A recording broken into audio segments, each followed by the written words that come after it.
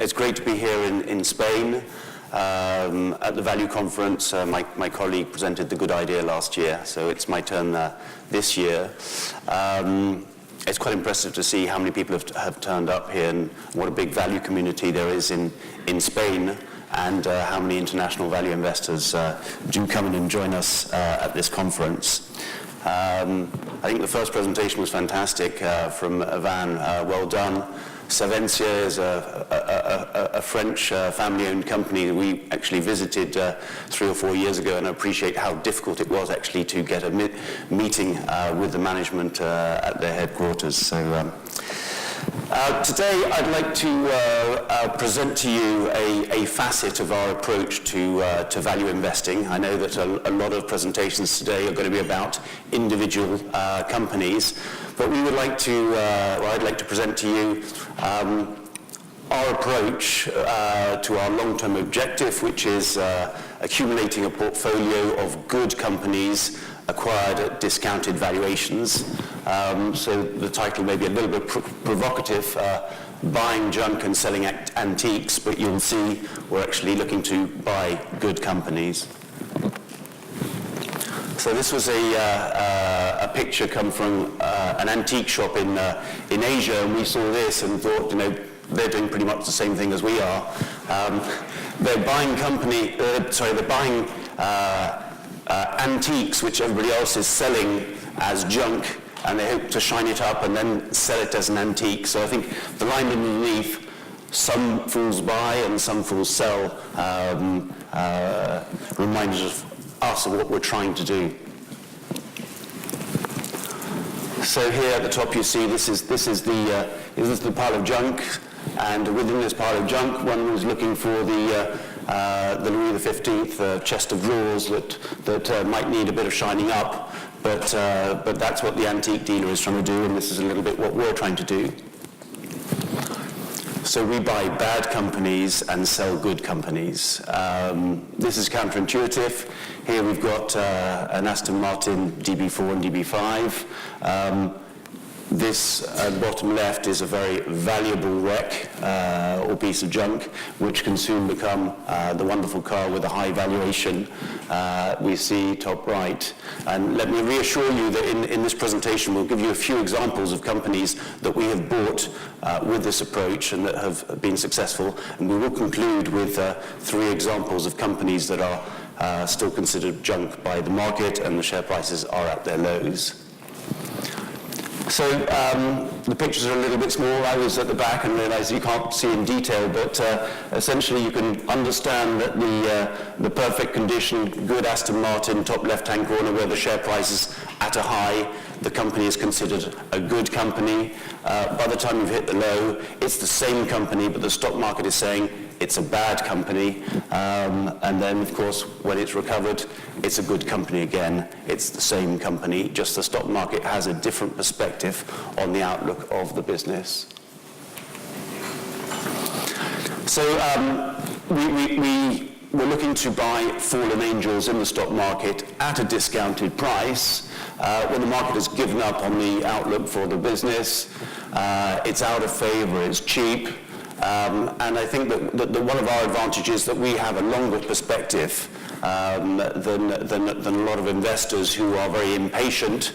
And I don't know whether it was Charlie Munger that talked about strategic patience, but that we are strategically patient and will wait for a temporary problem to have been solved by the company.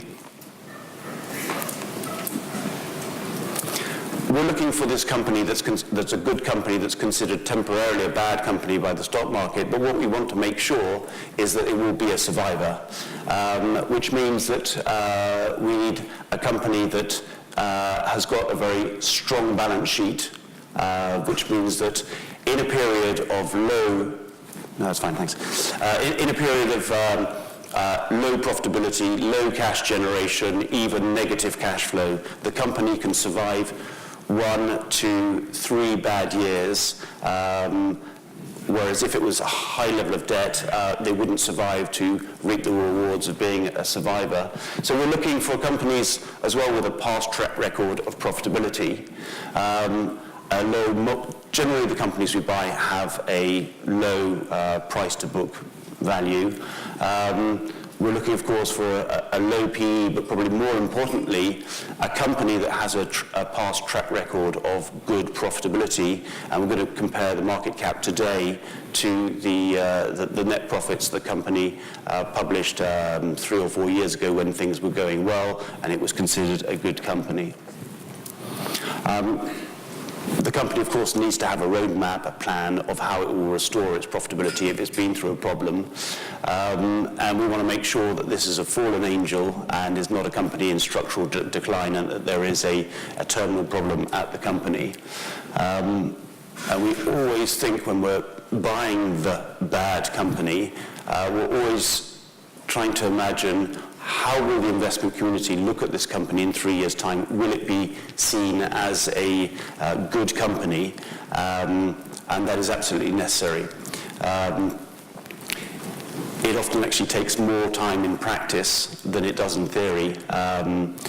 So we have an objective of a doubling in share price at least in potential over 3 years. It can actually end up taking 4 years or even more. So we're patient investors. The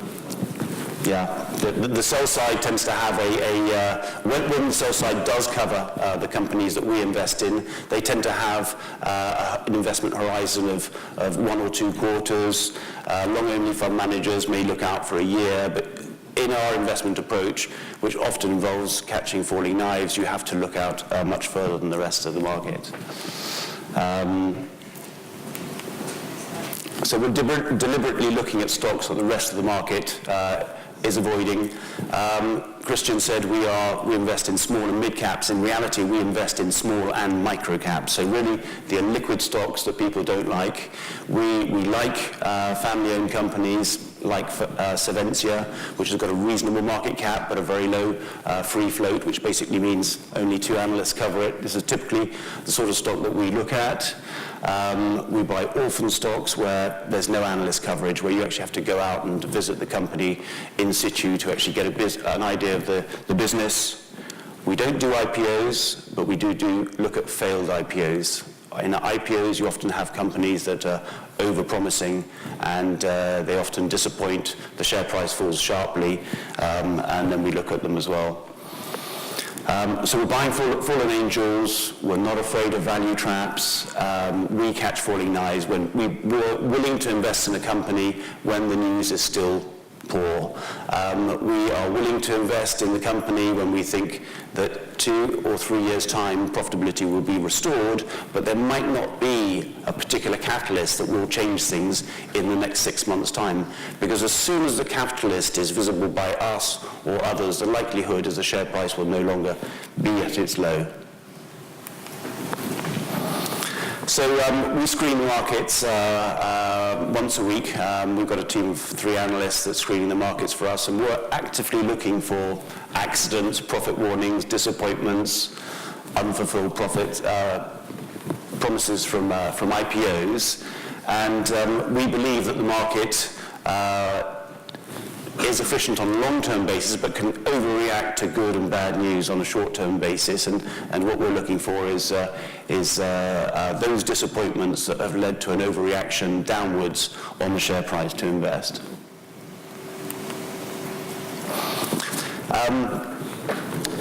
When we invest in these bad companies, we try and understand what the market has in terms of negatives on the company. If there are analysts covering the company, we'll speak to the analysts who have negative recommendations to try and understand whether their negative recommendations is based upon what the market knows, or is there something more fundamental.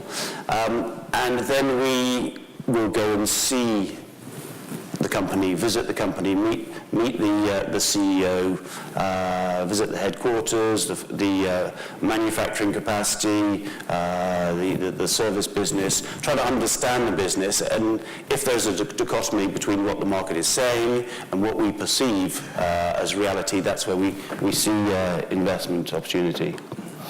So we see about 350 companies a year, so we have extensive visits all around Europe.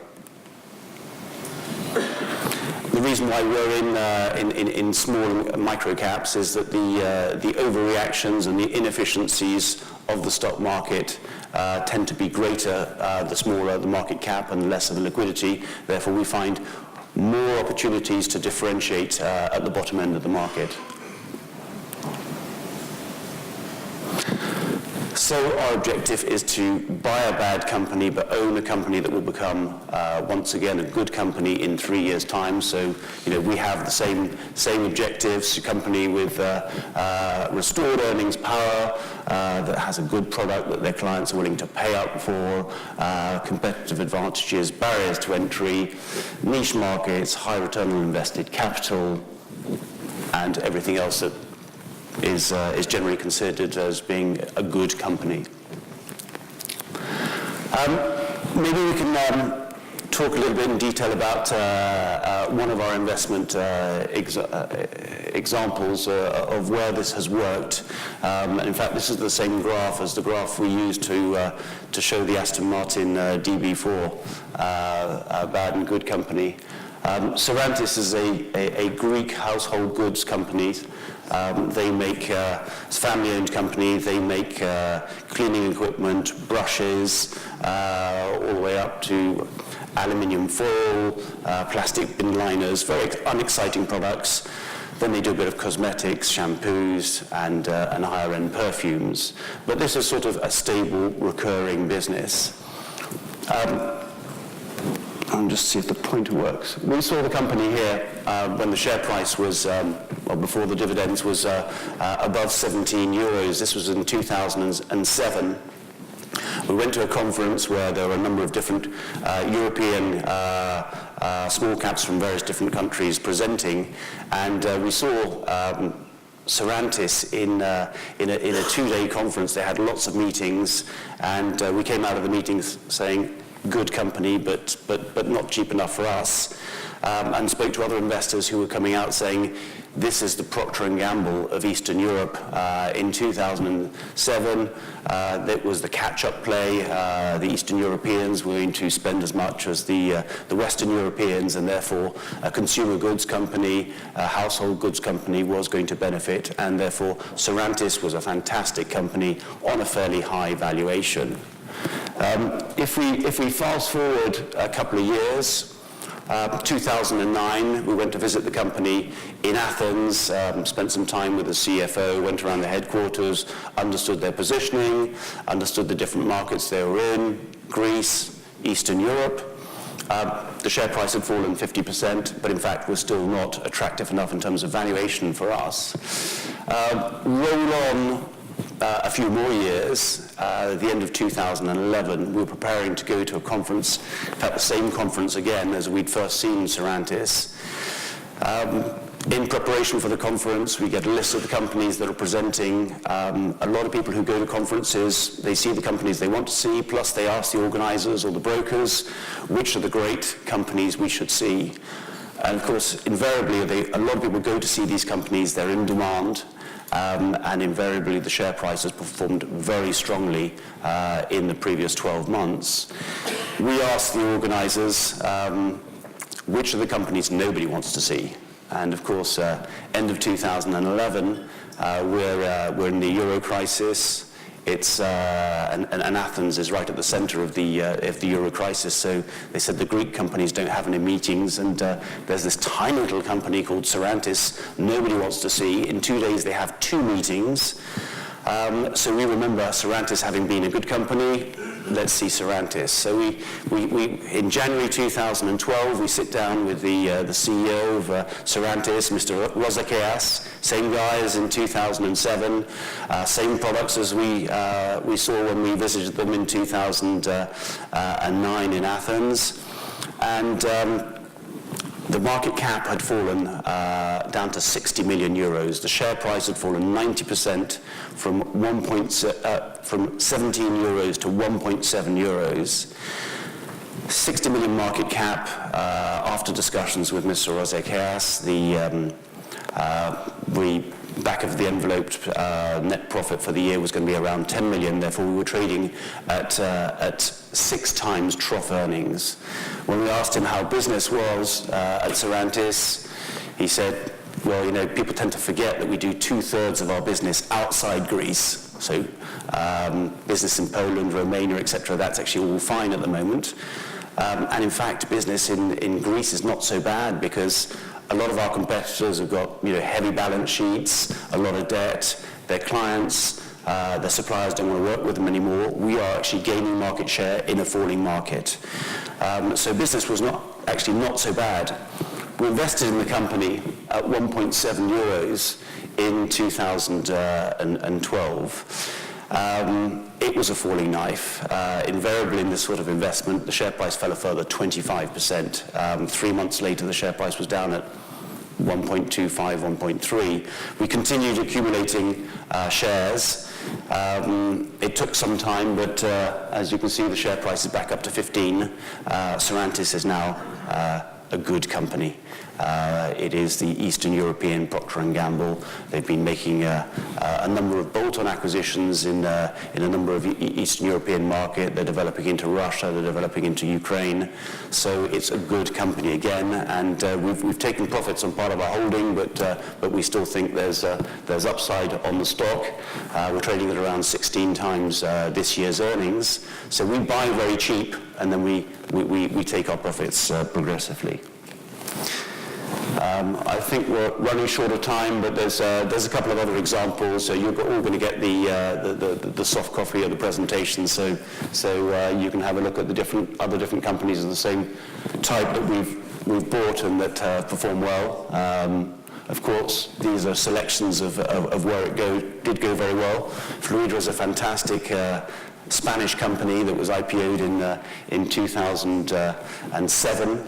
And didn't deliver because they were selling equipment for swimming pools. Swimming pool market was booming at the time, and then fell very sharply in Spain. Fluidra has been transformed over the last 10 years to a company which now generates its sales all around the world. It's world leader.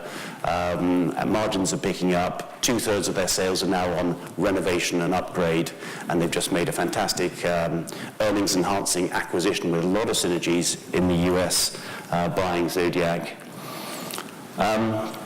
So it's all easy to show you past examples where it's worked, but I'm going to try and be a little bit courageous and show you examples of companies which share prices are at their low or bumping along the bottom. And I think this is a good example of what deep value investing feels like. It doesn't feel comfortable. It's much easier to stand up here and talk to you about a great company that's in a strongly growing business, a company that's got a fantastic track record, that is creating value, that's got high returns on invested capital, is generating cash flow and piling it back to shareholders.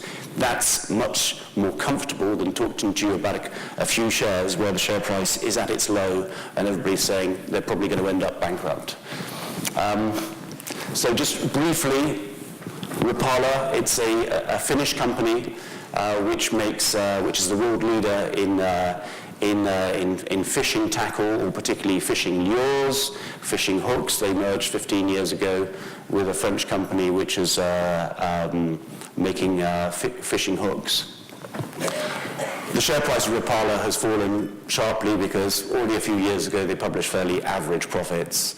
Then in the US market, like in a lot of industries, there was the disruption of the market by online sales. Two of their client fishing tackle shop networks went bankrupt. That disrupted their sales organization. They've had poor sales in core markets of Russia, of France this year. Russia is stabilizing, showing signs of improvement. France, we're very confident in the consumer environment in France. We expect that to improve. They've had complications in their Indonesian plant, which they're now solving. But Rapala, again, a family-owned company. It's the majority owner is in fact the ex-owner of the French fishing hooks company, the Viellard family. We've spoken to you about this company. It seems that one of the rumors in the market, although this is a micro cap with a market cap of 125 million, apparently in the market they're talking about capital raising for the company. There's a bit of debt. It's not very important. They don't have any problems with covenants, and we've spoken to the French shareholders who own the majority of the shares, and they say no way there will not be a capital increase. So Rapala is a share at its low in Finland. We've spoken to a few Finnish brokers. Nobody seems to know the company or said, I remember it 10 years ago.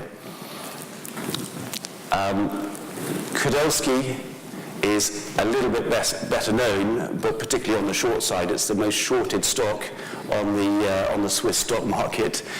Whenever we mention Kudelski in Switzerland, people say you're crazy, and for the moment the market's right and we are wrong. The share price is hitting lows again.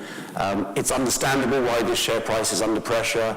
Their core business is pay TV, secure encryption. It's a declining market, and they are spending a lot of money channeling the money from this cash cow into cybersecurity. The startup costs are costing a lot of money over the last 2 or 3 years and will cost money over the next 2 years. The company communicates poorly, but we think that Kudelski will emerge in 3 years' time as a company with restored profitability, where the pay TV will have declined, but not probably as fast as everybody feared.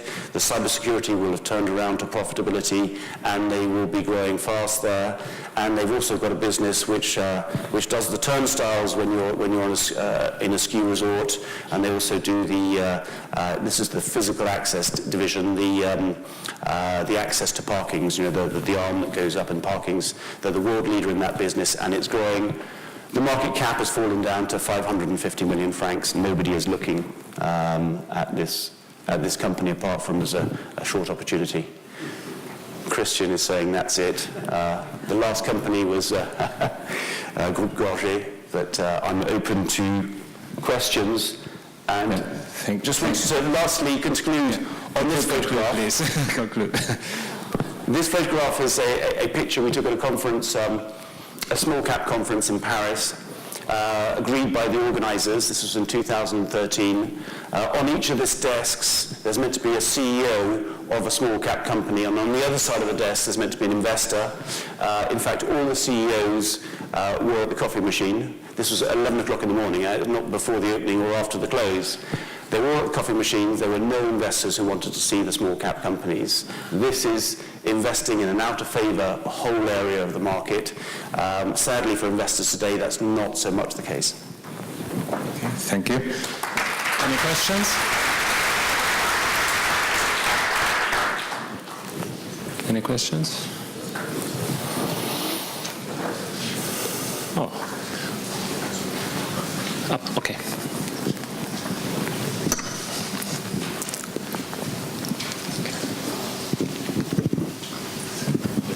Thanks, Christian. Great presentation, Marc.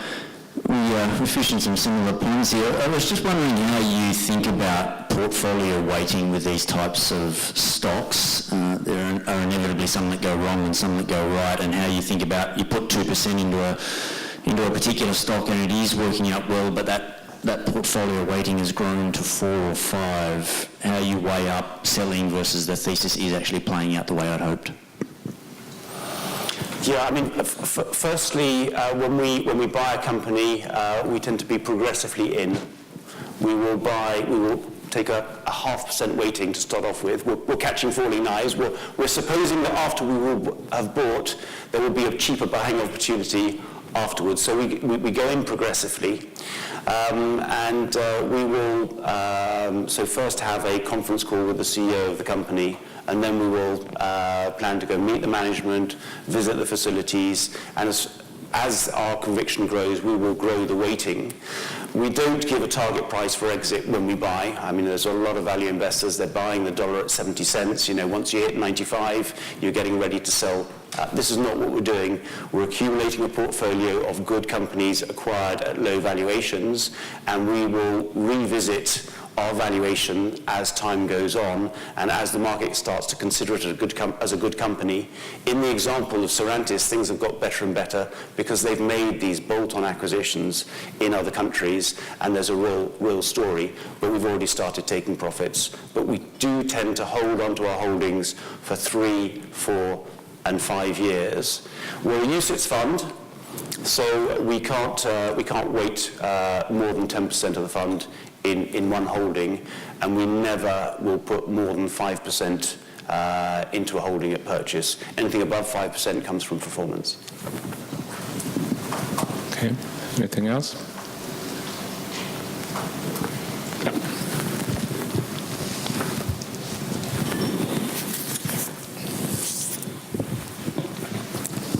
Thank you. Just kind of following up a little bit on that, can you speak a bit more philosophically about the difference between not selling and buying? So there were prices at which you decided not to buy Cervantes, that you then decided not to sell Cervantes on the way up. On the way down you didn't buy it, but on the way up you didn't sell it. Like, how do you think about the difference between not buying and selling? I mean, just in terms of buying and selling, I think as a lot of value investors, we consider ourselves good buyers and not necessarily good sellers. When you're buying an out-of-favor micro cap or small cap, and they publish another profit warning, and you realize that your thesis might not be so good and that there was something you overlooked or something that somebody else thought of that you didn't see, usually can't sell. I mean, we're contrarian, as you will have noticed, and that is a factor that helps us buying and selling illiquid stocks, because we're buying when everybody's selling, and we're selling when everybody's buying. We very rarely will turn around 2 months later and sell a stock after it's fallen 20%. It's probably our error, but...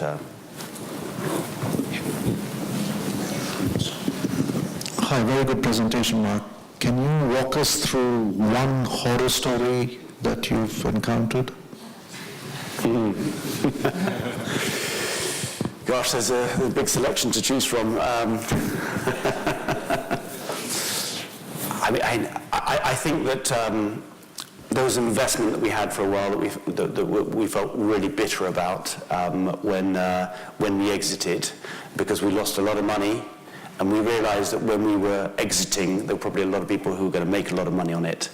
It was a company in Germany called Singulus that had various businesses, but part of it was in sort of manufacturing lines for solar cells. They had a few bad years. We thought we bought the company very cheaply. They had no debt, but the negative cash flow meant that the debt increased. They actually had no net debt. They had gross debt and gross cash. They had a 60 million euro bond.